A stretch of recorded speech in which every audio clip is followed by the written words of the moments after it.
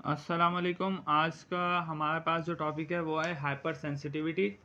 सही है, सबसे पहले हम इस टॉपिक के अंदर देखेंगे कि हमारे पास हाइपर सेंसिटिविटी क्या होती है, इसकी टाइप्स देखेंगे और इससे रिलेटेड मैनेजमेंट भी हम देखेंगे, इसके अंदर डिस्कस करेंगे। सही है, हाइपर सेंसिटिविटी क्या होता है? कोई भी एबनॉर्मल इम्यून रिस्पॉन्स होता है किसी भी सब्सटेंस के खिलाफ जो कि टिपिकली हमारे पास क्या होता है, हार्मलेस होता है। सही है, जब भी कोई किसी बंदे को हाइपर सेंसिटिविटी होती है तो उसके जो सिम्टम्स होते हैं उसकी रेंज डिफरेंट होती है। सही है, किसी बंदे को अगर हाइपर सेंसिटिविटी हो रही है तो उसकी सिम्टम्स की रेंज सीवियर भी हो सकती है, माइल्ड भी हो सकती है। सही है, ये डिपेंड करता है कि आपके अंदर आपने किस तरह का जो एलर्जन है, या तो वो इनहेल किया है या आपके कांटेक्ट में आया है जिसकी वजह से आपको एलर्जी हुई है।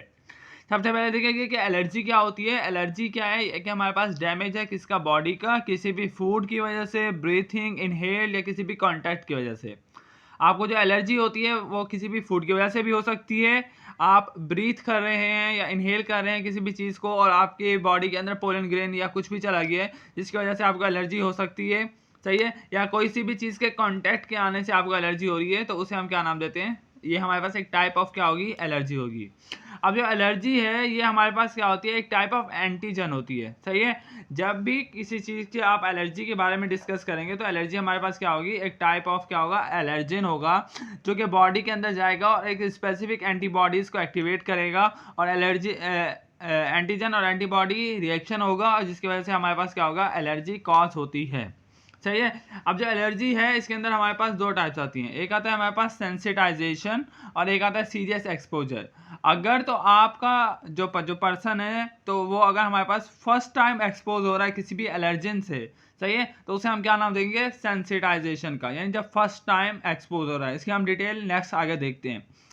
नेक्स्ट है सीरियस एक्सपोजर। सीरियस एक्सपोजर क्या होता है कि अगर एक बंदा है जिसका सब्सिक्वेंट एक्सपोजर हो रहा है किसी भी सेम एलर्जन से, सही है, तो उसे हम क्या नाम देंगे, सीरियस एक्सपोजर का। सबसे पहले हमारे पास आता है टाइप 1 हाइपर सेंसिटिविटी।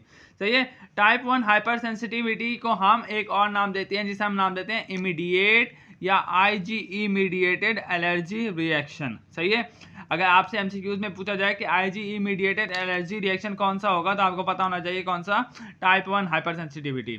सही है, ये रिएक्शन हमारे पास क्या होता है, वेरी फास्ट होता है, यानी इसका जो एक्शन है वो बहुत जल्दी आएगा। सही है, अब जब भी अगर हमारे पास कोई एलर्जन है जिसे हमने इनहेल्ड किया है, सही है, तो हमारी बॉडी के अंदर कुछ इम्यून सेल्स होते हैं जो कि क्या होते हैं, एयरवेज के अंदर प्रेजेंट होते हैं।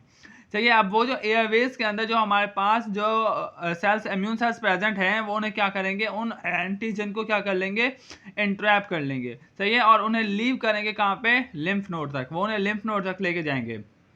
सही है, टी सेल जो होते हैं वो हमारे पास इन्वॉल्व होते हैं एलर्जिक रिएक्शन के अंदर। सही है, ये हमारे पास प्रेजेंट होते हैं। टी सेल्स कहाँ प्रेजेंट होंगे, लिम्फ नोड के अंदर। इम्यून सेल्स जो कि हमारे पास इस एंटीजन को लेके जा रहे हैं उन्हें हम नाम देते हैं एंटीजन प्रेजेंटिंग सेल्स का। सही है, उसके अंदर हमारे पास डेंड्राइटिक सेल्स भी आते हैं, मैक्रोफेजेस भी आते हैं जो कि ट्रैप करते हैं किसको, एंटीजन को।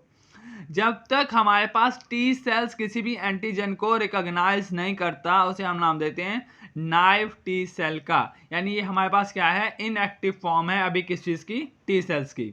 जब हमारे पास टी सेल ने क्या किया, रिकॉग्नाइज कर लिया कि ये हमारे पास एंटीजन बॉडी के अंदर आ गया है, तो वो कन्वर्ट हो जाता है किसके अंदर, प्राइम टी सेल्स के अंदर। सही है, अब जो टी सेल्स हैं ये हमारे पास को स्टिमुलेटरी एंटीजन के साथ क्या होते हैं, बाइंड होते हैं।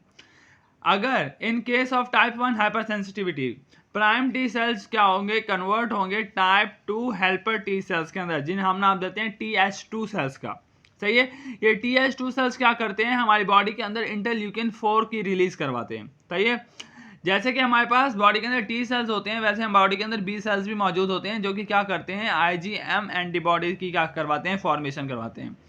जब भी बॉडी के अंदर एंटीबॉडीज़ की फॉर्मेशन होती है, अगर आपसे पूछा जाए कि एंटीबॉडीज़ की फॉर्मेशन कौन से सेल्स करवाते हैं, तो आपको पता होना चाहिए कि बी सेल्स जो होते हैं वो हमारे पास एंटीबॉडीज़ की फॉर्मेशन करवाते हैं। अब जो इंटरल्यूकिन 4 है वो हमारे पास स्विच करता है बी सेल्स को कि वो IgM ना बनाए और क्या बनाना शुरू कर दे, IgE मीडिएटेड एंटीबॉडी बनाना स्टार्ट कर दे। सही है। अब जो TH2 सेल्स हैं वो हमारे पास और रिलीज क्या करेंगे, इंटरल्यूकिन 5, सही है। ऊपर इंटरल्यूकिन 4 रिलीज कर रहे थे, अब इंटरल्यूकिन 5 भी ये क्या कर रहे हैं, रिलीज करवा रहे हैं। जब इंटरल्यूकिन 5 रिलीज होगा तो ये हमारे पास क्या करवाता है, प्रोडक्शन करवाता है और एक्टिवेशन करवाता है किसकी, एसिनोफिल्स की, सही है। ये एसिनोफिल्स क्या करवाते हैं, रिलीज करते हैं बंच ऑफ केमिकल को जो डैमेज करता है किसको, एलर्जिन को, सही है। जो केमिकल होते हैं वो हमेशा क्या करेंगे, डिस्ट्रॉय करेंगे आपके एलर्जिन को या जो पैथोजन बॉडी के अंदर इंटर हुए उसे। अब IgE स्पेसिफिक एंटीबॉडी हमारे पास जब फॉर्म हो गई तो ये एंटीबॉडी क्या करती है, बाइंड करती है मास्ट सेल से, और इसे हम क्या नाम देते हैं, साइटोट्रॉपिक एंटीबॉडीज का। जब भी IgE antibody first time bind करेगी किसके साथ, मास्ट सेल के साथ, तो उसे हम क्या नाम देंगे, साइटोट्रॉपिक एंटीबॉडीज, सही है। इसे हम क्या नाम देते हैं, ये पूरे प्रोसेस को हम क्या नाम देते हैं, फर्स्ट एक्सपोजर का या फर्स्ट एलर्जिन का। फर्स्ट एक्सपोजर और फर्स्ट एलर्जिन को जो हम नाम देते हैं टिपिकली वो क्या होता है हमारे पास, सेंसिटाइजेशन, सही है। ये देखें इसके अंदर हमारे पास क्या है कि फर्स्ट हमारे पास नाइव टी सेल्स हैं, नाइव टी सेल्स कन्वर्ट, पहले हमारे पास नाइव टी सेल्स हैं, जब इन्होंने रिकॉग्नाइज कर लिया कि बॉडी के अंदर कोई एंटीजन आ गया है तो ये कन्वर्ट हो जाएंगे किसके अंदर, प्राइम टी सेल्स के अंदर।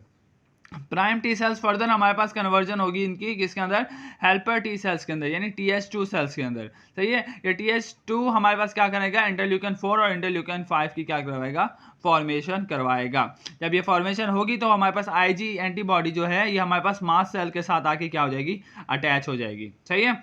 अब जब एक तो हो गया हमारे पास फर्स्ट एक्सपोजर, अब आता है हमारे पास सेकंड एक्सपोजर। सेकंड एक्सपोजर के अंदर क्या होगा, जब भी बॉडी आपकी सब्सिक्वेंट किसी भी एंटीजन के साथ रिएक्शन में आती रहती है, सही है। फर्स्ट कर लो एक बार आपको एलर्जी हो गई, किसी बंदे को एग खाने से एलर्जी है, सही है, तो उसने एक बार खाया, 2 बार खाया, 3 बार खाया, उसे पता है कि मुझे एलर्जी इससे होनी है तो वो बार बार खा रहा है, सही है। इस नतीजे के अंदर क्या हो जाता है कि जो हमारे पास IgE एंटीबॉडी हैं वो हमारे पास ऑलरेडी मास्ट सेल से क्या है, अटैच हैं, उन्हें पता है कि कोई ना कोई एलर्जी आनी ही आनी है, सही है। ये बाइंडिंग क्या करवाती है, एक्टिवेशन करवाती है और डीग्रैन्युलेशन करवाती है किस चीज़ की, मास्ट सेल्स की, जो कि रिलीज करते हैं क्या, प्रो इन्फ्लेमेटरी मीडिएटर जैसे कि हिस्टामिन हो गया, सही है। यहाँ पे हमारे पास क्या है, ये मास्ट सेल है, सही है। मास्ट सेल्स के ऊपर हमारे पास IgE एंटीबॉडी लगी हुई है, IgE एंटीबॉडी के साथ हमारे पास स्पेसिफिक एलर्जन आके लग गया, सही है। हमें पता है कि इसका सब्सिक्वेंट एक्सपोजर है, इसके अंदर इसके नतीजे में हमारे पास क्या होगा, डीग्रैन्युलेशन हो जाएगी और मास्ट सेल्स क्या होंगे, एक्टिवेट होंगे। जब ये इनकी डीग्रैन्युलेशन होगी तो इसमें से हमारे पास केमिकल्स रिलीज होंगे, जैसे कि हमारे पास हिस्टामिन रिलीज हुआ है, सही है। अब हिस्टामिन क्या करवाएगा, वेजोडाइलेशन करवाएगा और इंक्रीज कर देगा ब्लड फ्लो को किसके ऊपर, उस जगह के ऊपर जहाँ पे एलर्जी हो रही है, और ब्रोंको कंस्ट्रक्शन करवा देगा, सही है। कुछ सिम्टम्स अक्कर होते हैं जो कि माइल्ड होते हैं और कुछ होते हैं जैसे कि हमारे पास आता है ड्राई पैचेस, इचिंग वगैरह हो गई या स्वेलिंग हो गई, ये हमारे पास क्या है, माइल्ड सिम्टम्स हैं। सीवियर सिम्टम्स के अंदर हमारे पास एनाफाइलैक्टिक शॉक्स अक्कर हो सकता है। इसके ट्रीटमेंट के अंदर हम क्या देंगे, treatment of type 1 hyper sensitivity के अंदर हम इसे देंगे एंटीहिस्टामिन देंगे ताकि हिस्टामिन रिलीज ही ना हो और हमारे पास जो ब्रोंको कंस्ट्रक्शन या वेजोडाइलेशन का प्रोसेस है वो हमारे पास ना हो, सही है। और डिक्रीज हो जाए हमारे पास क्या, वैस्कुलर परमिएबिलिटी हमारे पास क्या हो जाए, डिक्रीज हो जाए, सही है। या हम देंगे एपिनेफ्रीन इंजेक्शन देते हैं जो कि रिलीज करवाते हैं हमारे पास एनाफिलैक्टिक शॉक्स को, या हम उसे देंगे कॉर्टिकोस्टेरॉइड। कॉर्टिकोस्टेरॉइड क्या करवाते हैं, एंटी इन्फ्लेमेटरी रिएक्शन होते हैं, ये एंटी इन्फ्लेमेटरी रिएक्शन करवाते हैं, सही है। देखें जब भी हमारे पास हिस्टामिन रिलीज होगा उसके साथ साथ और भी हमारे पास केमिकल्स रिलीज होते हैं, सही है, जो कि हमारे पास इन्फ्लेमेशन करवा देते हैं। जब भी एलर्जी होती है तो बॉडी के ऊपर एक पैचेस की फॉर्म के ऊपर पैचेस बन जाते हैं, सही है।